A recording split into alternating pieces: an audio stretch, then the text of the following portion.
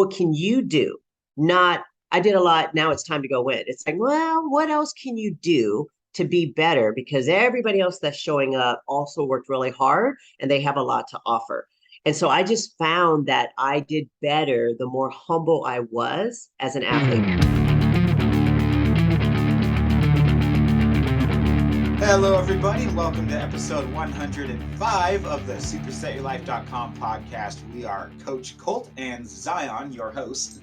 Zion is our now 1 year old, just celebrated her first birthday, Australian Shepherd, training partner. She's been with me through every single workout this contest prep season, and we just did our last show of the season together, huh? Didn't we, girl? But anyway, we have Tanji Johnson on this episode. I still can't believe this conversation not only happened, but also took place seemingly divinely right before this last competition when I needed the motivation the most. So if you need motivation today, you will not be disappointed by this conversation that we had with Tanji. I couldn't even sleep after it. That's how motivated, amped about life I was. This lady just has a way of getting through to the athlete and is extremely well known, especially in the area of posing. So if you have not heard of Tanji Johnson, first of all, I am shocked. Second of all, I'm delighted because you're about to see who this incredible person is. Other than that, we're going to get into a couple quick announcements of just things that are going on here at SuperSetYourLife.com, and then we'll jump right into the interview. So this last weekend, Jarrett, our client just that lives right down the road from us, did his first show, first of many shows. Got a few more on the calendar, and so he's going to share his experience about that. I'm going to turn it over to him real quick for a minute, and then we'll come right back and get into the interview with Tanji Johnson. I did place 5th in True Novice Men's Physique, and I got this reward. See that right there? So I'm proud of what I got here. Obviously, I was going to be, going for number 1, but it was a great experience. This was my first show. So I talked to this one judge, his name is Dominic, and I told him, I go, what could I improve on to be number 1 for my next show? He responded and said, there's 2 things. He's like, you're great. Every time you got out on the stage, because I went out there 5 different times. I walked out on the stage because I was going for the 3 different categories. So that's why I went out so many times, which was great because anyway, he responded. He's like, every time you went out on that stage, you were better. The first time, I could tell you were nervous and everything, but when you came out like the 4th time, you're like a whole new person just came out. You're totally confident and everything else. So it was just me kind of getting over the, I guess, nervousness and everything, and so, so I knew I needed to work on that. But 2 things he told me I really need to work on is I need to pack on a little bit more muscle. Also, I need to get more trim on, looking more thinner and more trim and cut on my waist. He says, you work on those 2 things and I guarantee your next show, you'll get number 1. And I'm like, all right, well, thank you for the advice. And I shook his hand and, it was some great feedback that I needed. And so now I know what I need to work on and get to that Emerald Cup. I got the Emerald Cup coming up in the 20th, but I also got a bodybuilding show I'm going to be doing in Vancouver as well. So all my Vancouver people can come and watch that show. And also they can come and watch the Emerald Cup. That's the big baby one. And would like the opportunity for all my friends and family to come watch and experience a show like that. But I'm very humble for just, getting, 5th place. Now I know what I need to do, and I know who I'm competing against, because a lot of the competitors that were there that I was competing against are, I know, I kind of sized them up and everything. And now I know what I need to do to get the number 1, This time I'll get the trophy. All right, peace, people. Thank you for, being there for me and motivating me and just showing your love for me. Peace. thanks a lot for that, Jarrett. Dude, I can sit here and listen to you talk all day. You're just a motivating dude. And sometimes we do talk all day, but that's when we don't get anything done. So, yeah, Jarrett and I try to limit our conversations, but you're going to be seeing a lot of Jarrett on our YouTube channel in terms of an upcoming podcast where we're going to really break down what does contest prep look like and our strategies to get them bigger and fuller and a little tighter going into these next competitions and start winning some first place trophies. So amped for you, man. You're a total stud and a blessing in our lives. So thanks a lot. Also, we have Celtic Sea Salt on our website if you're looking to support the show. Thank you so much, Celtic, again, for sponsoring this last competition. They're nice enough last minute to put us through these last couple shows, and I'm just feeling a ton of gratitude for this company. I really, really am. If you're not familiar with Celtic Sea Salt, they are one of the most, if not the most highly respected sea salt companies in the entire world. Mineral salts. They're very, very well known for the quality of the product, the taste, the texture, the moisture content. So when you open these bags, pro tip, make sure that you seal them, that you reseal them every time that you use them, or you keep them in a shaker bottle or some sort of a salt container that keeps that moisture just to where it should be. And that'll keep your Celtic sea salt nice and fresh. Anyway, you can find those on our website at supersetyourlife.com. Other than that, let's not take any more time away from Tanji Johnson, huh? Let's get right into the interview. So, ladies and gentlemen, Tanji Johnson. Tanji Johnson is an IFBB and NPC Judge. She is an 11-time fitness champion and founder of Tanji Johnson Posing Academy. At over 10,000 hours in leading posing instruction, she has mastered the art of teaching posing ever since beginning in 2002 when she launched the Art of Posing DVD series. She has been featured on American Gladiators, Oxygen, NBC, Muscle and Fitness, and Iron Man magazine. She also is a devout Christian and a U.S. Air Force veteran. Tanji can be found on her website, poselikeaproacademy.com, and we are going to put links to her Instagram in the show notes below. From there, you can find access to her Complete Competitors Contest Prep Guide ebook by Tanji Johnson, wellness, figure, and bikini posing curriculums, and show info for the annual NPC Tanji Johnson Classic held in Olympia, Washington. Tanji Johnson, I can't believe this is happening. Welcome to the show. Thank you. And thank you for your persistence. I wanted to comment on that because I mean, that's a key component of being successful. You know, you reached out and I had great intentions, but you kept following up and reaching out. And I thought, okay, this guy's serious. So I'm going to make time for him because, you know, I like to make time for serious people. I'm serious. So learn from that. Okay.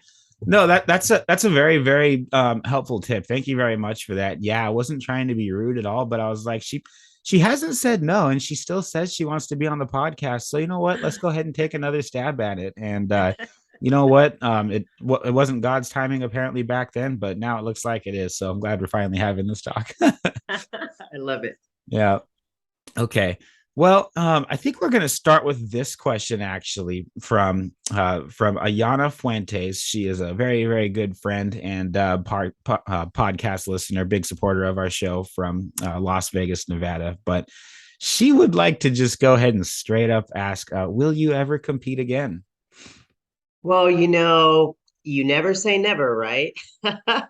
I will say this, as of right now, I don't have any plans to compete in the near future or in the far future, but every once in a while, you know, I might think of, I mean, my goodness, I'm well over 40, but they have Masters Pro Fitness going on, you know, which they never had when I was competing, you know, and so anyway, there's always a chance, but right now I feel like I have so many other life goals on the horizon, and I've already devoted 20 years of my life to competing. It is definitely time for me to kind of balance that out and move on to the other things that I have on my list of things to accomplish and do and bless people with too.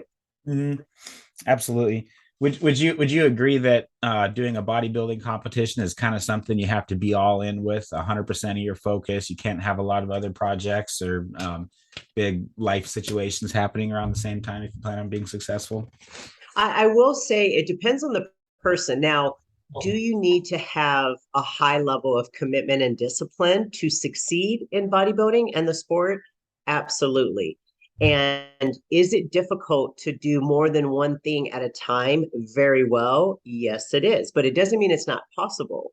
When I Right. first started competing, I primarily focused on competing, but I also, had to make money and have a job. And so, that's also how my entrepreneurship really evolved over time because I just started picking up different things.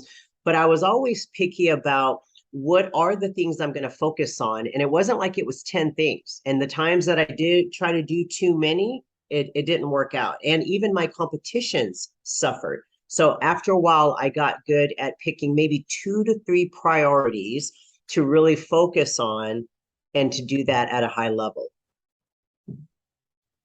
That makes a lot of sense. Thank you very much for that.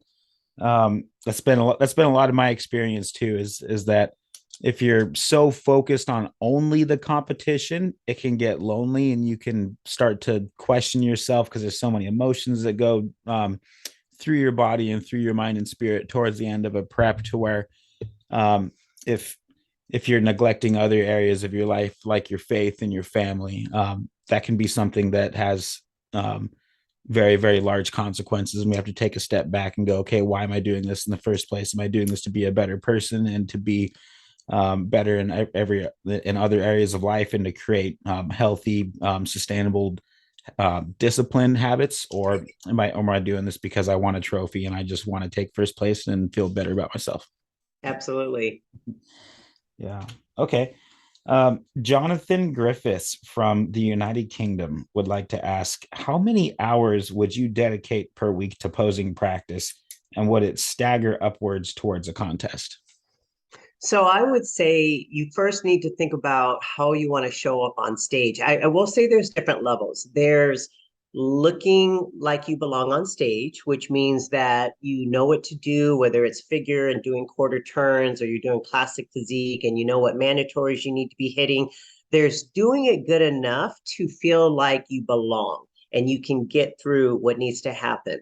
And then there's posing like a national level competitor, like somebody who really stands out. And then there's posing like a pro, where you really stand out and you have some of the best stage presentation on stage.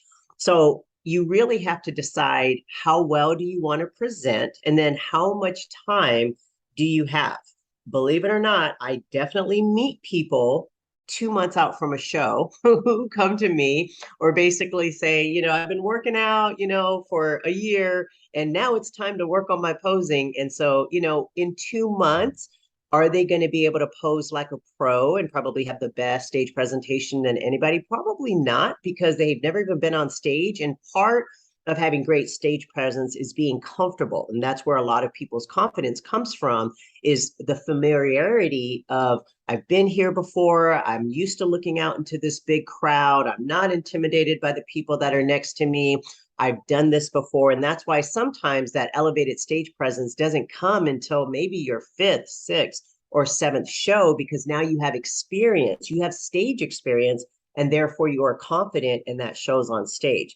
So think about the amount of time that you have. If you're fortunate enough that you're over a year out from your show, and then the higher the expectation of how you want to look on stage, then let's talk about that timeline, right? So a lot of people make the mistake of waiting until they are in shape to start posing, because either they're self-conscious or they don't want to be in a posing class where they feel like they're not conditioned and they're out of shape. This is the biggest reason why I developed an online curriculum, so people could learn in the privacy of their own home and not be self-conscious about where their physique is at.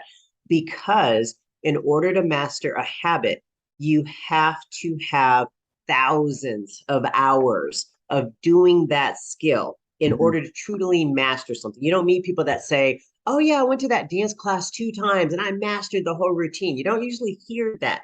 Whenever you hear somebody call themselves an expert or somebody that is well-versed or master of something, they brag about the amount of time that they had to invest practicing. So when you think about that, You know, most people don't walk around doing bodybuilding poses or quarter turns or sticking their butt out as hard as, you know, we do as bikini competitors in their everyday life. So everything about physique posing is very different, very unique and original. So I would give yourself as much time as possible. So when you ask how much time per day, I mean, I think anywhere, if you're going to do it every day, you could do 15 minutes, 15 minutes every day. Do you know what 15 minutes every day for a year would do for you? Now, if you don't have a year and you're 6 months out, then I would do every day or 5 to 7 days a week at 30 minutes a day. Now, where does that time come from? So, for example, I used to tell my clients every time you go to the bathroom, and us bodybuilders, we drink over a gallon of water. So we probably go to the bathroom at least 10 times a day, right?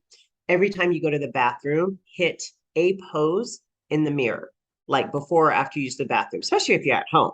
Public bathroom, okay, you might have to sneak it in real quick and pull out your lat spread or something, you know what I mean? Or like make sure you've got it all there. But if you're at home, every time you go to the bathroom. And so that is just a habit that people can discover and really get good at just to help them with time. Some people do it every time after their cardio session, or some people do it in between sets at the gym. If you're not the type of person that's going to get self-conscious, you see it all the time. You know, you hit, you know, you do your triceps and then you turn around and you do a side pose, and then you do your lat pull downs, and then you turn around and you practice your lat spread. So you can practice in between sets. You can kind of work it in so that cumulatively you got about 15 to 30 minutes of posing practice in every day.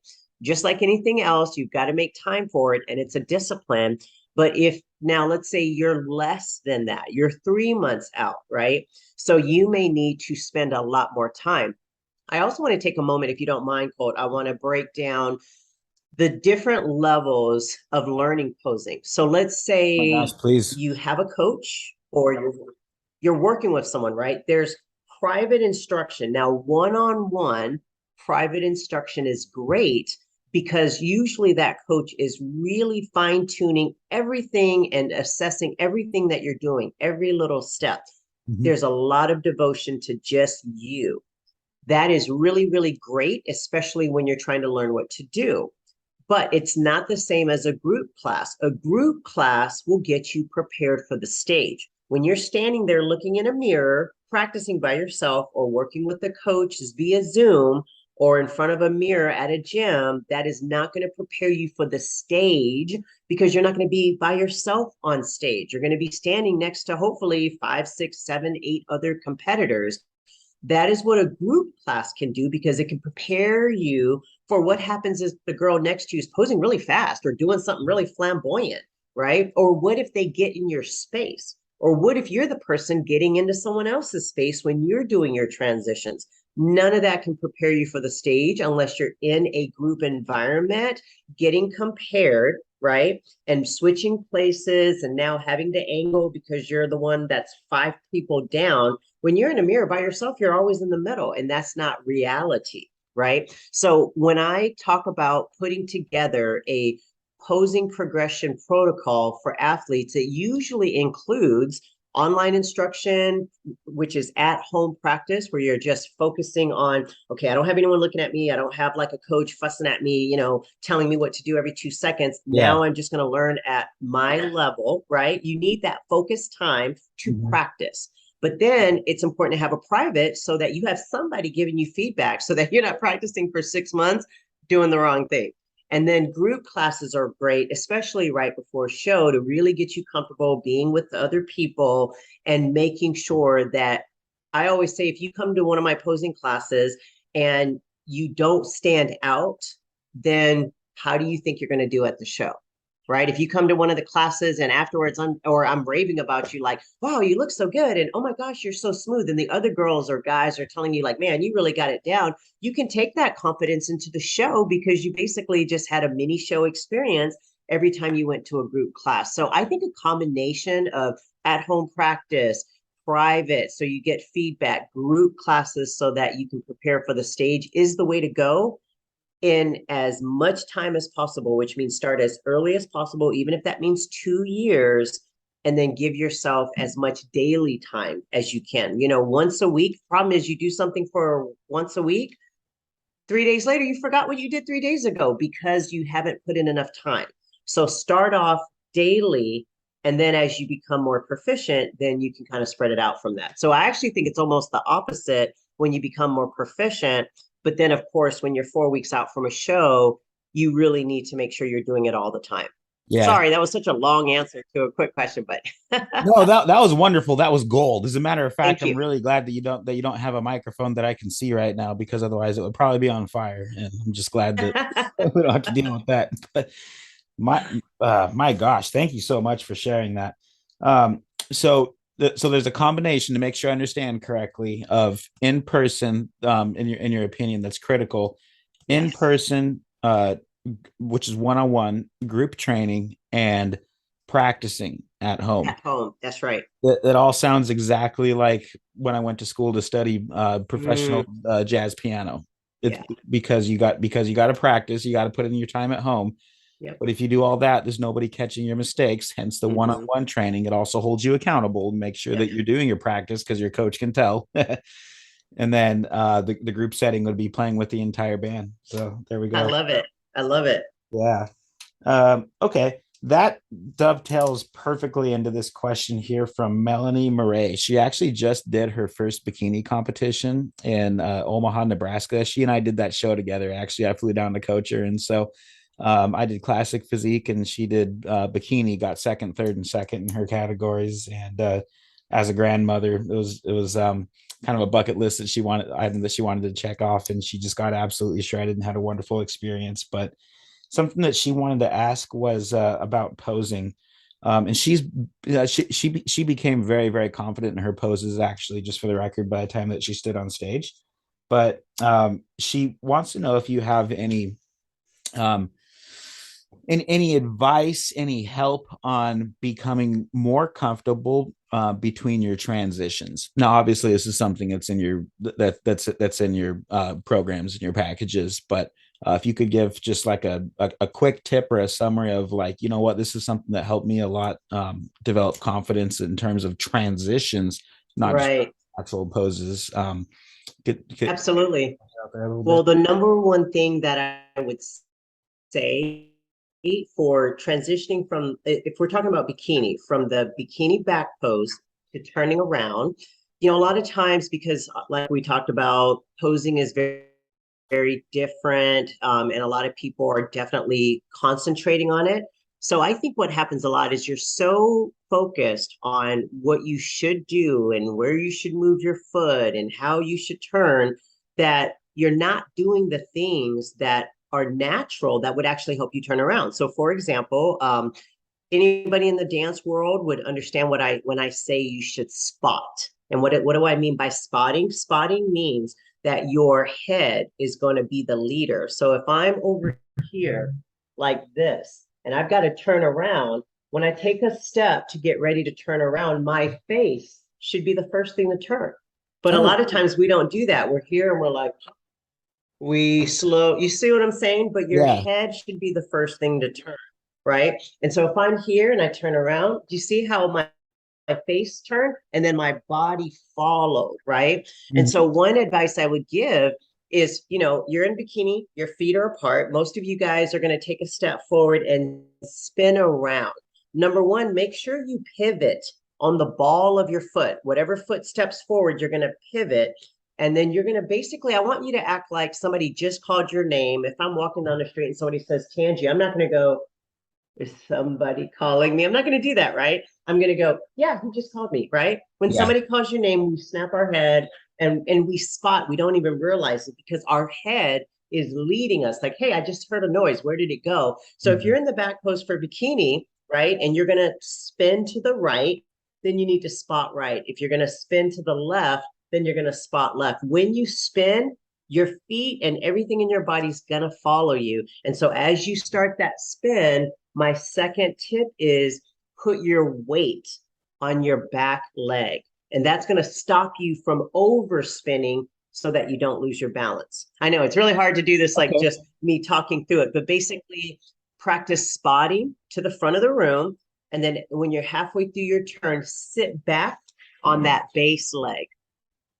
Wonderful. Thanks for that. For those that are listening, this is all on video too. So if you're on iTunes or Spotify or an audio platform, check out our YouTube channel, Skullbellz TV. It's all one word, SKULLBELLZ TV. And you'll probably be able to see and track with her a little bit. I mean, that's something that you're going to want to listen to 2 or 3 times too, because there is just so much gold in that. That is that's the suggestion I've actually never heard before, is turning your head first and the rest of your body follows. But it makes a lot of sense, and it's actually something that I do with my 4-year-old too. If he's doing something he's not supposed to be doing, I just point his head in the direction of something that's maybe a better activity. Ooh, I like it. I like it. It works. It works once or twice, and then they figure it out. Okay. Let's see here. So this is an anonymous writer. She would like to ask, have you coached female competitors with cellulite in their legs? It's kind of a sensitive topic. And if so, does it burn off like any other fat, or does it typically require surgery? Well, if it makes you feel any better, I would say 30% of female competitors when they're competing will struggle with having cellulite on their bodies, because our industry attracts people at all different fitness levels. And a lot of times somebody who wants to lose a lot of weight or get in shape for the first time, they will make a decision to do a competition because it is like the ultimate accountability. And, hopefully that person's giving themselves enough time, maybe 2 years or so to really get in shape. But number one, it is very common. And number two, cellulite does burn off. It burns just like any other part of your body that has body fat on it. Okay. But it does take time, right? And so the pockets are going to decrease, and it's going to take time. So when your question is, how do you lose the cellulite? As you lose body fat, you can diminish that, and it will change the texture of your skin. Like, for example, I mean, you guys can DM me on my Instagram, but we have a wellness e-commerce, and we actually have a great product that has collagen and hyaluronic acid that helps to diminish the appearance of cellulite to tighten the skin. So there's the texture of the skin that a lot of times with cellulite, it's going to look wrinkled. And then the judges are going to know, like, okay, she's got some body fat she needs to lose on her thighs. And then there's your actual body fat. So as you decrease body fat, what happens is, unfortunately, that's usually the last place that burns. But if you get to a lower body fat level, then it will decrease. So the biggest thing I would say is make sure you give yourself enough time to do what the body needs to do. And most of the time, what we do is we pick a show when we want to be in shape, but our body might say, girl, please, you need 2 years. And we say, oh, I want 1 year, right? So you got to think about that. You got to take your desires and when you want to be in shape to how long does your body need to get from where it's at to where you want it to be. And I think that would help people, decrease some of their anxiety if they just picked a show that was a little further away, but still trained and dieted as if it was right around the corner. Right.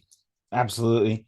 It sounds like one of those answers to a question that we don't really want to hear the answer, because we're hoping that it's in a surgery or something. But just like stubborn body fat, for me, it's lower abs. For somebody else, it's their glutes. For somebody else, it's their love handles. But everybody has that really annoying, just like last little bit of fat to go. It almost kind of sounds like you need to lump it in the same category. Like, look, the biggest thing to fix all of this is just time, calorie deficit, and proper training. And you're going to have to increase the cardio a little bit towards the end. And then when you get close to down to the wire and your body's just like, I'm not getting rid of this fat, that's when you got to start getting creative and throwing shock principles at your body. Maybe try a low carb diet. I don't know, something usually needs to change, but it's amazing how 99% of it can all be fixed by just what you just said. Right. Just giving it more time. Absolutely. Cool. JERRETT DEAN from Camas, Washington. He would like to say, I'm 11 weeks out. This is on the subject of logos. And I'm just kind of curious what your opinion is on being a head judge, what your opinion is on the professionalism of having logos and advertisements, sponsorships, stuff like that. But he's doing the same show as me on November 5th, which is going to be the NPC Battle of Champions. I'm actually doing the one the night before too on the 4th.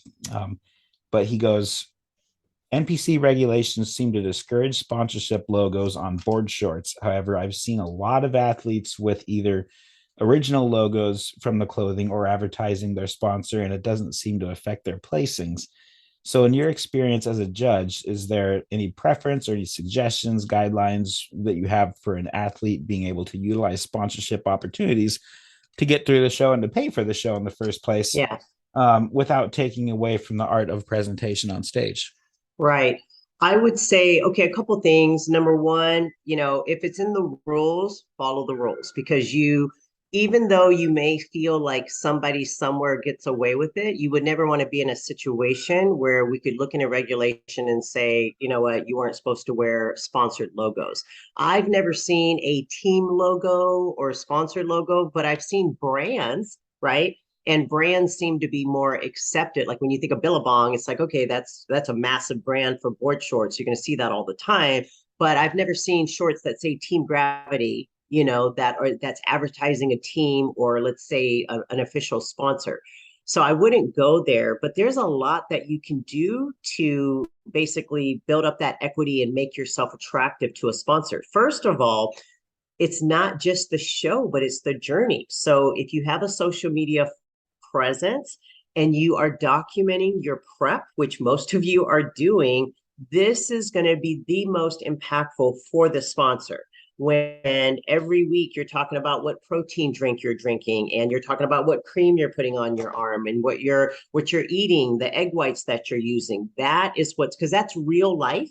And people that are watching you are watching your success and your journey, and then you're allowing them to see what you're using that's real in your life. That is the absolute best advertisement, which is why sponsorship companies are always wanting to be tagged whenever you're doing a product promotion. So just know that, you can promote it. Okay, here's another one. Winning helps. Let's say you win the overall. Well, if you win the overall and you have a sponsor, that's when you're going to thank your sponsor. And everybody in the audience is going to know who your team is. They're going to know who your coach is, your sponsors that you want to thank, right? And again, then you go back to Instagram or Facebook and social media, and then you give props to those people. You list them in, what some people do, I've noticed, is every single post they do, they have like a canned, basically support team where it says, posing by, Tanji, coached by Colt, eating, fueled by this supplement company, right? They go ahead and list all of their sponsors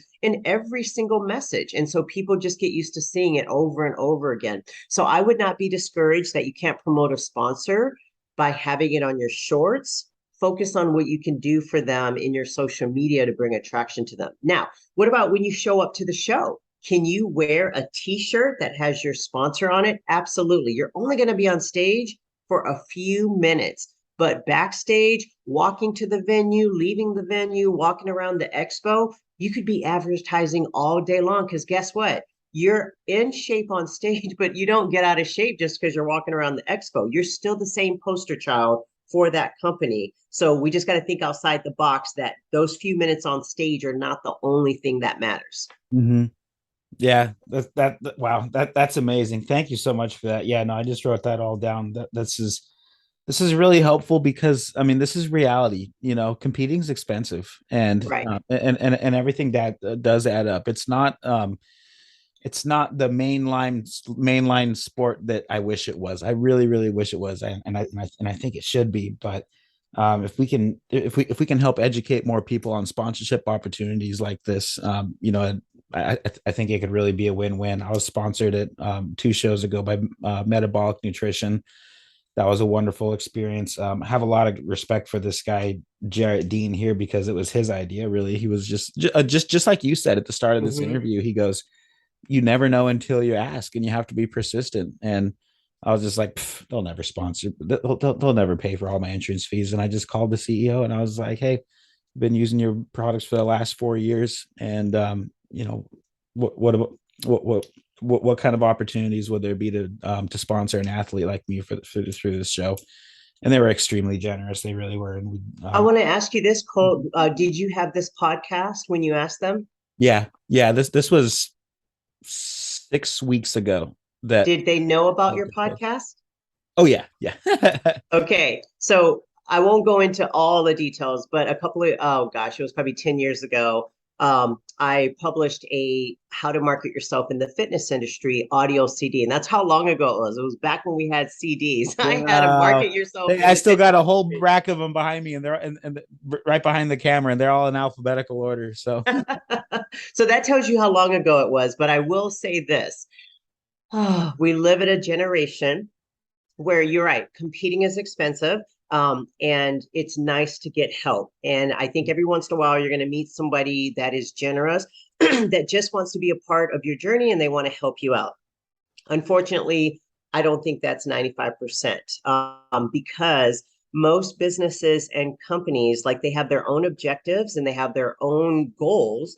And so the reason why sponsorships are hard now is because if you are not in the mindset of how do I create a mutually benefiting relationship, then you're probably not going to get a sponsorship. I became good friends with one of the national sales director of Muscle Leg. I met him at the Tahoe show when I was judging there. This is just a couple months ago.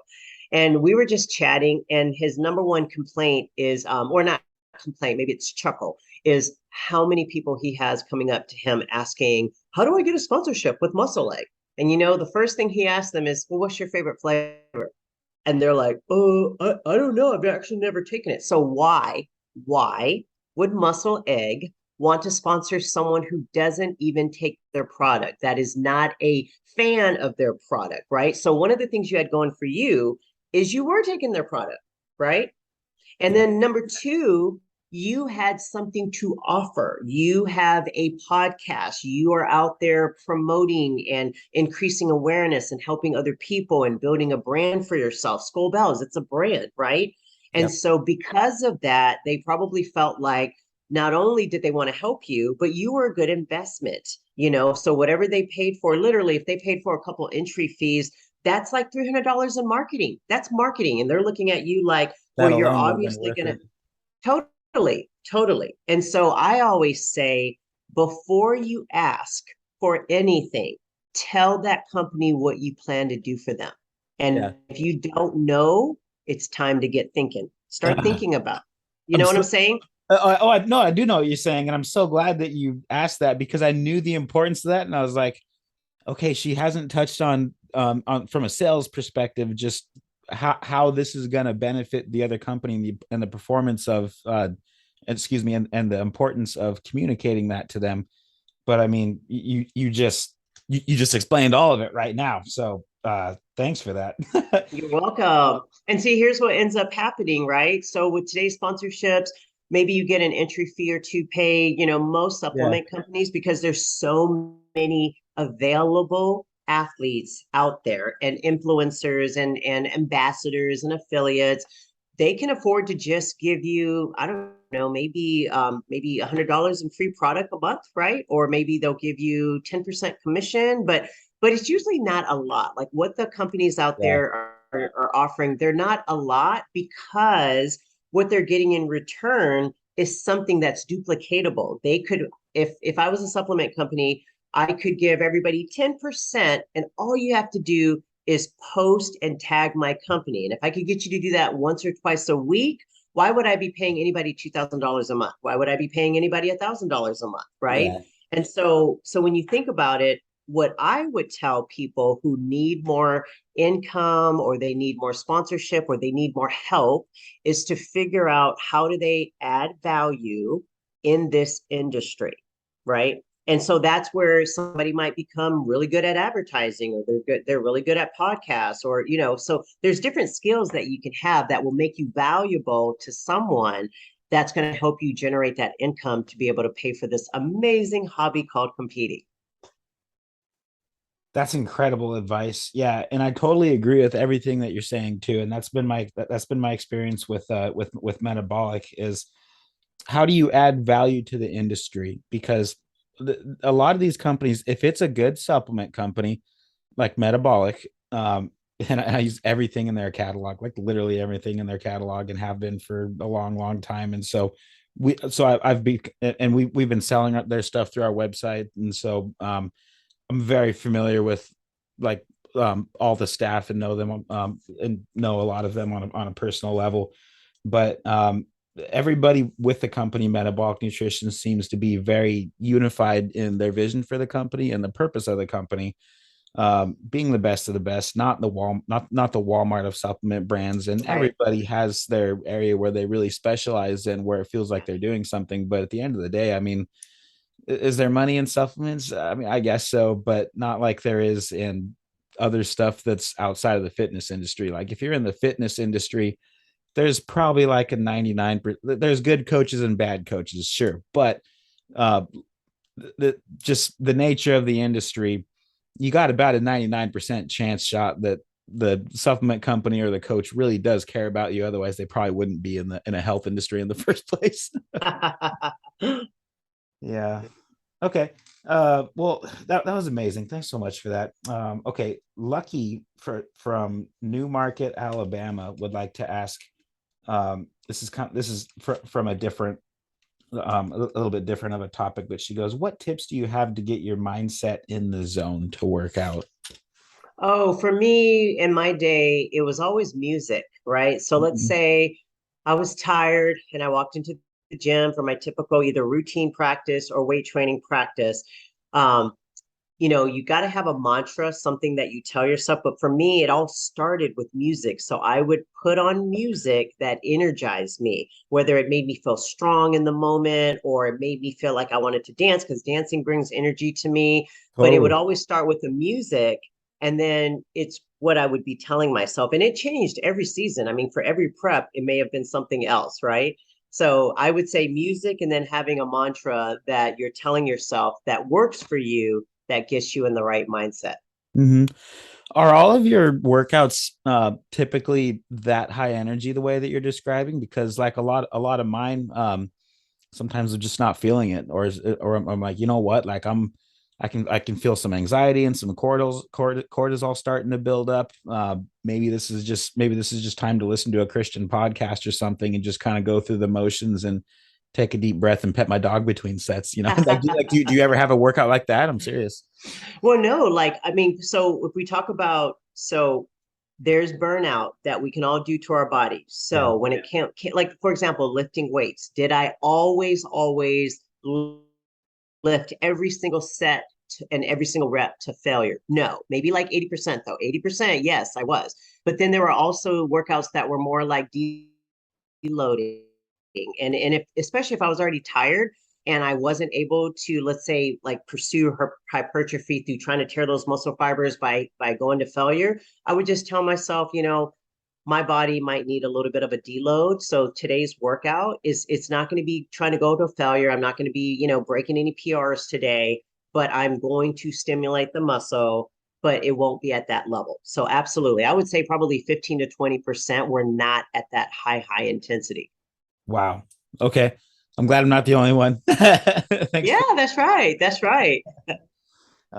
Lucky from Alabama would also like to ask, what is the biggest thing that you had to overcome in your athletic career as a competitive bodybuilder? Oh, probably the same thing as most of you guys, if you're doing it for a while. So if you think about it, I turned pro in 2001, and then I retired in 2016. So professionally, I competed for 15 years, and probably the hardest thing to overcome, but once I did, it was gold, is basically accepting that I'm competing in a subjective sport. So the hard thing mentally for most people is to work hard at something, devote their heart and soul, time and energy, and to expect an outcome. And that outcome is usually winning, right? And then for it not to happen, especially when you believed that it should have happened, because you're in a subjective sport, and physique competitions are very subjective, and it's very difficult. I can give you so many scenarios as a judge where I could put you guys in the situation of being in the judge, and you'd probably be sitting there like, well, I don't know if I want to tell everybody what I would do. So what would you do if you're judging an amateur competition and it's down to 2 people and one of them is a little on the soft side, but they've got spectacular muscle? And then, competitor B is ripped, but a little on the like not very muscular developed, right? So who are you going to give it to? I didn't say this person was out of shape. I just said they were a little soft. Right. And this person is ripped, but they're not showcasing the shape because they don't have big shoulders. They don't have, lats that come out, but they're ripped. Who are you going to give it to? Are you going to prioritize conditioning over muscularity? Because obviously these 2 competitors have 2 different strengths.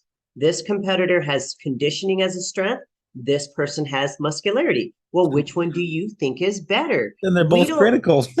They're both critical, and we don't get a playbook that says conditioning will be 70% of your score, muscularity will be 30%. It doesn't work that way. We have general guidelines. And so really what it comes down to is when we're looking at you in that moment, it's just that feeling we get like, well, she's just a little too soft for me, or just a little too lean, or a little too straight up and down, right? So we get to choose subjectively who we think best represents the winner for that day, that moment, and that class. And it's not easy. And so to be honest with you, once I started judging, it changed my whole perception and perspective as an athlete. And it allowed me to embrace whatever the outcome was a lot more, because now I know what it's like to be a judge. Yeah. And in those moments have to make that quick decision. So for me, I think the biggest thing to overcome was accepting that I'm competing in a subjective sport and that I absolutely had to define my own ways to measure success that were in my control. And so for me, what was great is, midway through my career, as that became difficult, I remember saying, it's kind of like being a Christian where you're saying, like, where do you put your treasures, right? My treasure is in how did I diet for this show? Did I do what I said I was going to do? Was I disciplined? Did I get my sleep? Did I do my diet? Did I do my cardio? Did I train well, right? Did my body change? Did I develop new skills as a fitness competitor? And so a big one for me is if I would hit a routine and I felt like I nailed it, whether the judges thought it should have been the best one in the whole wide world or not, that was just a totally different thing. For me, if I was like, yes, I've been working on those push-ups, I've been working on those handstands, I nailed it, and I entertained the crowd, man, I was walking out of there feeling like a champ. And so there are countless times where I got second place at the Fitness Olympia, second in the whole wide world. And I was walking out the door, walking into the expo the next day at the Olympia, feeling like a champ. And even people would say, what's up, champ? And I didn't walk around like, oh, don't call me champ, I only got second place. Nice. I felt like a champ because I changed how I defined my success. And I took it right out of it's only, based on what these judges say. And I'm like, well, Tanji says, if I did this, this, and this, then, excuse my French, I'm a badass, right? And so that was my biggest challenge. But I figured it out. And it ended up sustaining me to where I was able to enjoy competing for another 7 to 8 years. Hey everyone, Coach Taylor Milton here. Welcome to Skullbellz TV, the official YouTube channel of supersetyourlife.com, where you're going to discover a weekly upload of quick and easy to follow workout tutorials featuring Coach Colt, myself, or one of our athletes to keep your workouts fun, practical, and effective. Our family's latest keto carnivore recipes that fuel Colt's competitions and keep myself and our kiddos strong and healthy. Video uploads of the supersetyourlife.com podcast, now over 100 episodes, your weekly dose of entertainment, education, and inspiration to fuel your life inside and beyond the gym, and much more. Last thing before we get into the video, we're asking a big favor from you. This has been working beautifully, so if you would please think of someone you care about that would benefit from this video, go ahead and smash that like button, click the share button, and text this video to them. That would mean the world to us. And while you're at it, make sure you hit the subscribe button so you don't miss more exciting content from Skullbellz TV, because our team has lots of meat and lots of muscle coming your way, and I promise you won't want to miss it. When you hit the subscribe button, you'll see a bell icon pop up. You want to click that too, so you're notified every time we release a new video. Thank you so much for the support. It means the world to us. Every like, share, and subscription helps our channel grow and supports our family's hard work. So thank you so much for doing your part too. That's all we ask. God bless you, and please enjoy this video. Would you agree that there's a certain element of needing of the fact that there's a very healthy aspect to going into a show, knowing that you've done everything that's within your control, and knowing that the judging may be out of your control. They like you said, they may be looking for something else.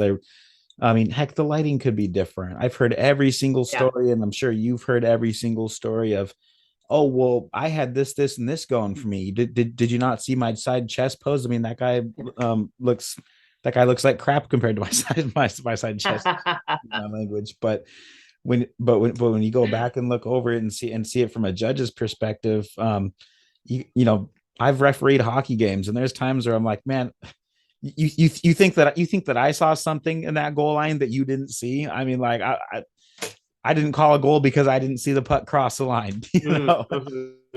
But bodybuilding is a sport, and it's also an art. And so to go in there with the mentality to win is healthy in a way, because it's motivating, and it's what gets you there, and it's what gets you through your prep. And a lot of people want it really bad. And so that can be very, very helpful if stewarded properly.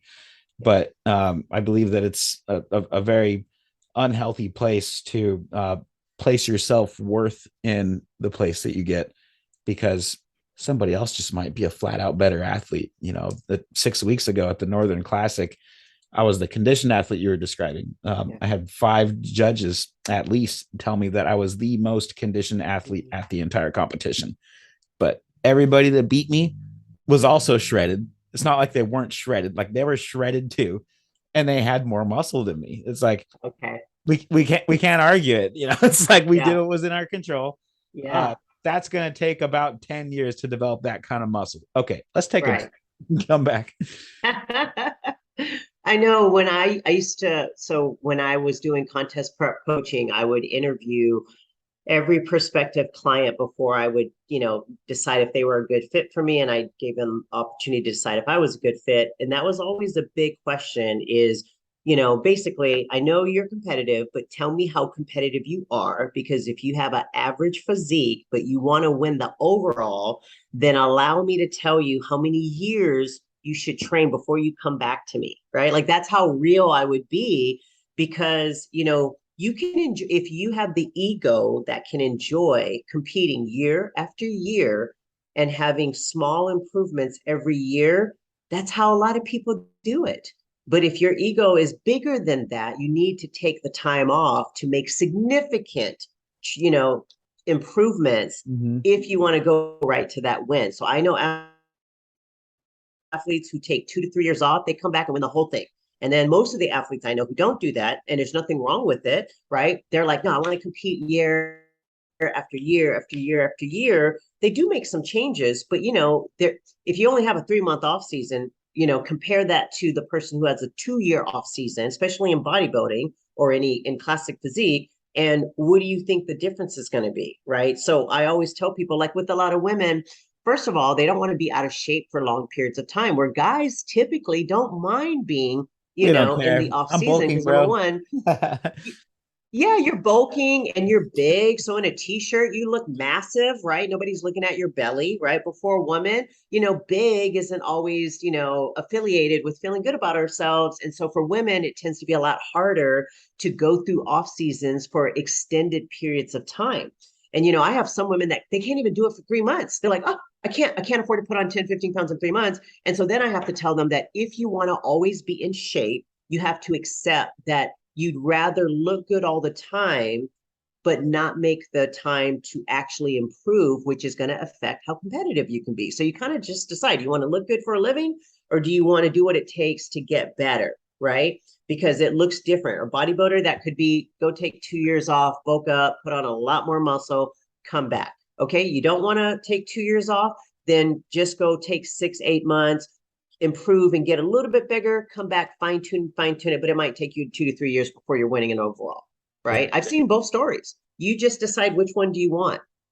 And that's really, it all comes down to the individual. It comes down to, what do you want? Do you want to be the healthy guy that's never really taking first place and never wins Mr. Olympia, but you're happy and you like the way you look and you just like to compete? Great. If some people's genetics don't really allow that. But that could certainly be taken too far to the extreme, because you could chronically diet.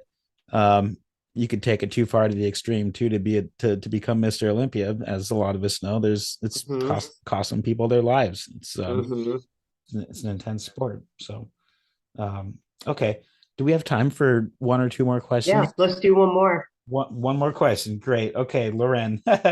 So this lady lives in DeBary, Florida, and she is one of our clients. She says, I have competed in one figure competition with aspirations. She did amazing, by the way. Lost over 100 pounds for her first. Wow. Yeah, we were pretty proud of her, with aspirations to become an IFBB figure pro. Colt and Taylor Milton are currently coaching me through a lean bulk. It's on the carnivore diet, just for the record. So she's actually perfect. She's eating a little bit of carbs now. We just started reintroducing some paleo carbs. In terms of muscularity, what key muscle groups should we be focusing on in comparison to other female competition categories? We're talking figure. Perfect. So with figure, the X frame, I mean, there's the X frame in all the divisions, but like for example, bikini, hands down, what do you think the number one body part is that is so important for bikini? Glutes, and then shoulders are a close second. Right? Glutes, right? Yep. So with figure, I would say it's capped shoulders and quads from the front, right? So capped shoulders and quads. And then from the back, it's going to be the back. I'm smiling right now because you got to see this girl's quads. She's gonna like hearing that. Yeah. You got to think about that, because, like, for example, when they say that wellness, the legs of a wellness girl should be similar to the legs of a figure girl. Well, what do we all know about wellness? Wellness, okay, so bikini is all about big, not big, but round glutes, full developed round glutes.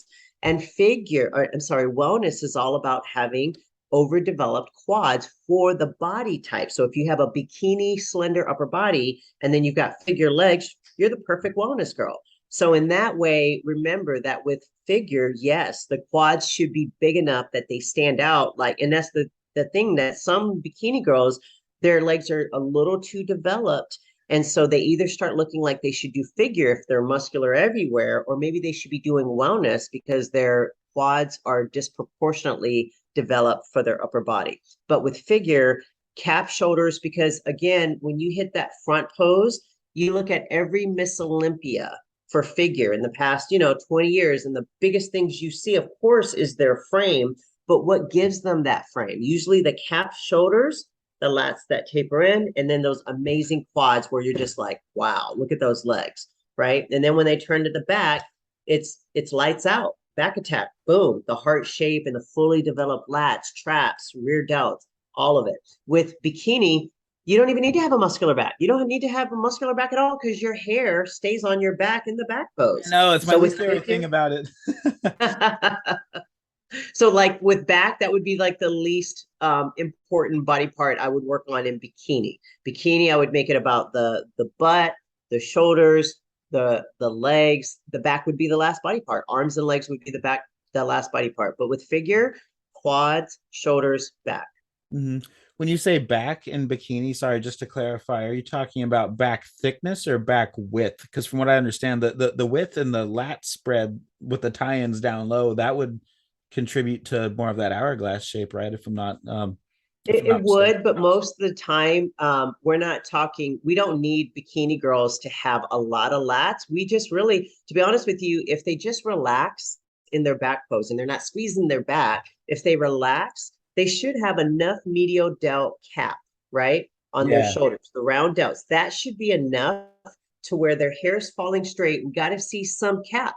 If we don't see any cap when you're in the back pose, then you probably need more shoulders, but we don't need this. We just need a little bit of this, right? Yeah. And it just needs to be proportionate with your body. Obviously, if you have big hips, then yeah, maybe you do need to have broader shoulders and a wider back.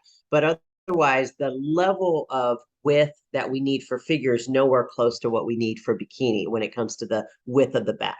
Wow, that makes sense. So it's more tasteful and aesthetic as more like a general population and like a magazine Yes. cover than it is the full-blown classic X-frame twisting at the waist and the large Right. Steve Reeves lats. Got it. Okay. Mhm. Well, great. Obviously we have lots more questions to ask, but from what I understand, you have another podcast after this that you are. Let's do one more. I've got like literally 3 minutes, so we can do one more. Pick which question you think would be.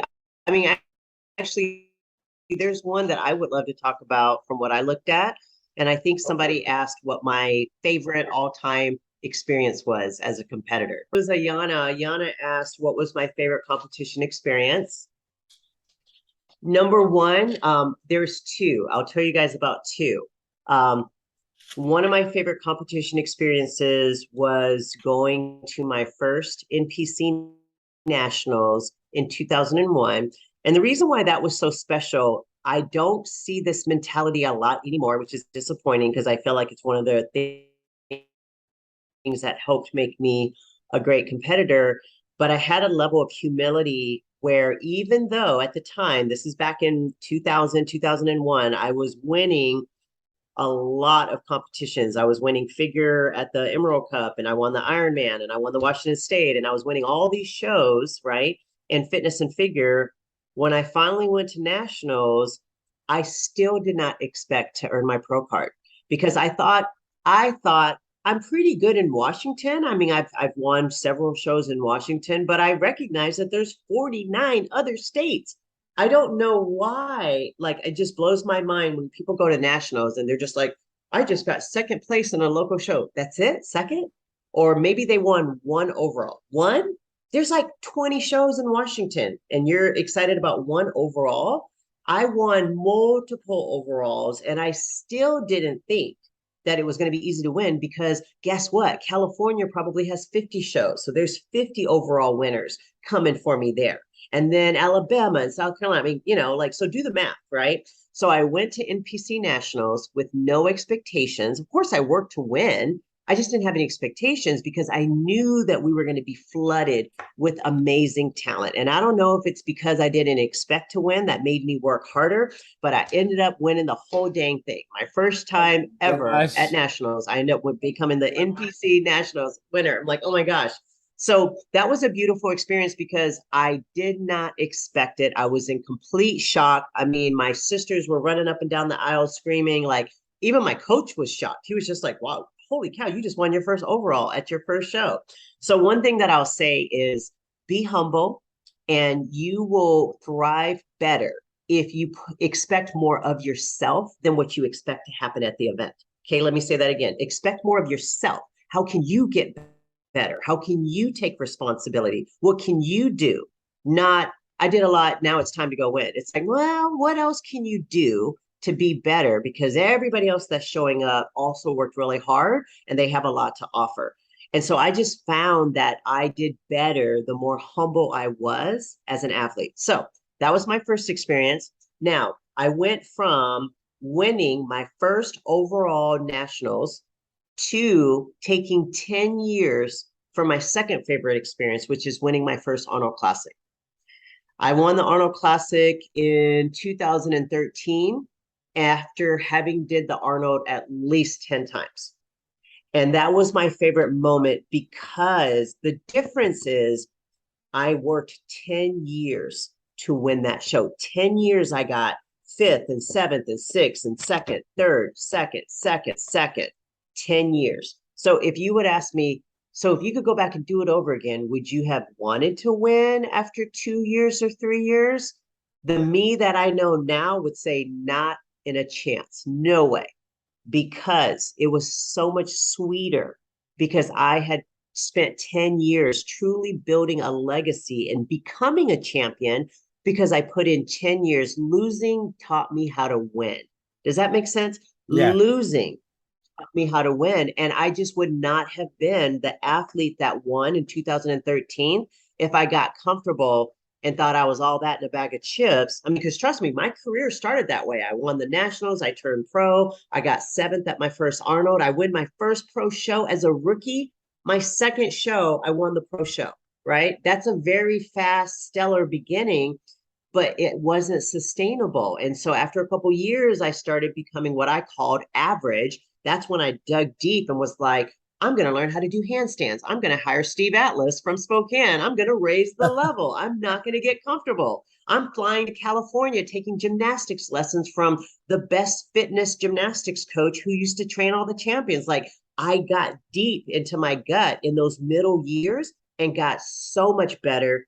Then towards the end of my career, I'm cashing it all in. I'm getting top 5. I'm winning multiple Arnold Classics.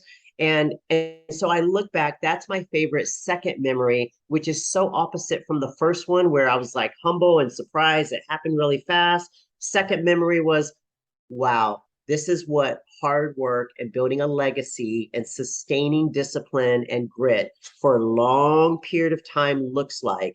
And the Lord's, it was all God's timing. Like, he knew what he was going to do in me, right? He knew. Yep. He was like, I am preparing a good work in you, and you're going to run the race and you're going to keep it forward. And the biggest thing he taught me was he was in control, so that every time I would get on stage, I would go, his will be done. His will be done. And I had such a peace about me because my training was already done. My routine was done. I was going to go out there, perform the way I trained. And then after that, it was up to the judges and whatever God deemed. If it was my time to win, I was going to win. If not, I was going to show up at the expo, the champion that I was, be a blessing to everybody around me, and go back home and keep working hard. And that was my 20-year career. And that's why I look back, I have no regrets. And that is why when people ask, do you think you'll compete again? I just don't feel the need. Like, I did everything. I put it all on the table, and I look back at it fondly, and I feel fulfilled. Wow. That is what bodybuilding is all about. That's incredible. Do you think that God was, this might be a little personal, do you think that God was using those experiences to encourage you to become more humble just overall as a person? And do you think that I don't know, I'm just kind of speculating that you were rewarded for that by God?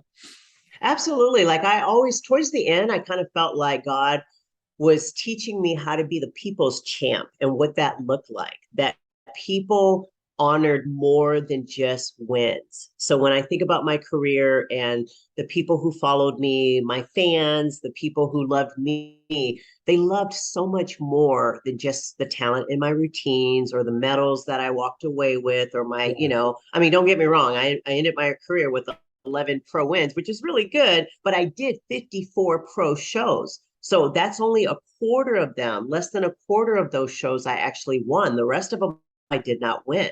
And so I really felt like he was grooming me to be a people's champ and to be a steward of what it looks like to do this sport in a godly way, to come out of it unscathed and better and pruned and sharpened, right? And not destroyed the way so many people come into this industry. They compete a few times and they are destroyed. Their ego is destroyed. Their esteem is destroyed. Their hopes and dreams. And it shouldn't be that way. And I think at the time, God just said, I'm going to use you, and you're going to be that positive light that's going to build community, like what I did with my Safe Fitness team. You're going to bring women together. You're going to create a sisterhood. You're going to fellowship in this industry called the bodybuilding industry. And you're going to show people how they can enjoy this sport in a healthy way, in my way. Right. And I know that everybody, out there may not believe in God, but that's what it was for me. And I think it made a big difference in who I was and what I was able to give to people during that time.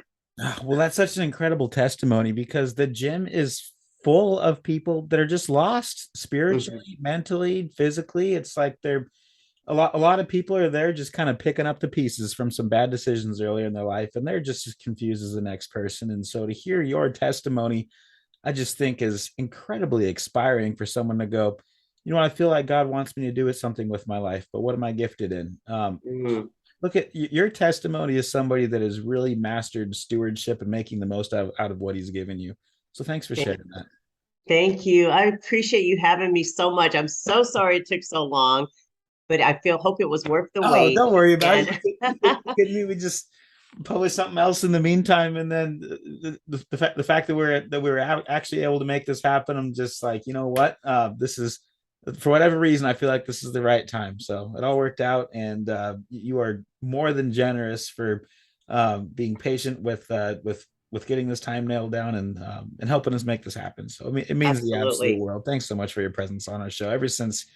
Ever since you judged my competitor's competition last year, and we had that talk afterwards about what he needs to improve on, I was just like, boy, oh boy, this is somebody that I would just love to chat with for an hour on the show. And whatever she says, it's going to be gold, and our listeners are going to be blessed to hear it. And I know that for a fact, especially on this episode.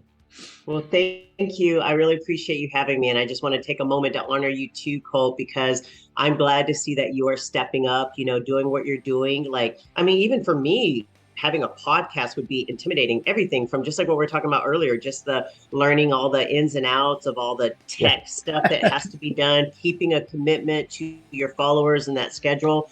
So I am happy to see that God is using you in this way, and that you're finding people to interview, to share, that you're sharing your own personal experiences, and that you're not afraid to take risk and put yourself out there. So all of you guys that are listening, let this be just an inspirational example of what Colt's been able to do, and whatever is on your heart when you discover what your strengths are, take that risk and put yourself out there and figure out how you're going to serve people as well. And then I feel like success and sponsorships and all those good things, they're definitely going to come to pass, because you're going to be living who you should be. And that's really the key to everyone being successful, is finding out what that is and then living that. Well, you're a Proverbs 31 woman in every sense of the term. So thank you for what you just said about us, and I just wanted to say I'm humbled. I really am, and all glory to God. So thanks you for setting the example and for inspiring us in a big way. We'll let you get on to your next appointment now. All right, you guys, it's been wonderful. Thank you so much. Hey everybody, thanks so much for joining us on this entire interview. If you found this helpful or entertaining, we just ask that you would please share this with a friend, pay it forward. Pass this along to somebody that could use this kind of motivation, and it just needs some positivity today. Cool.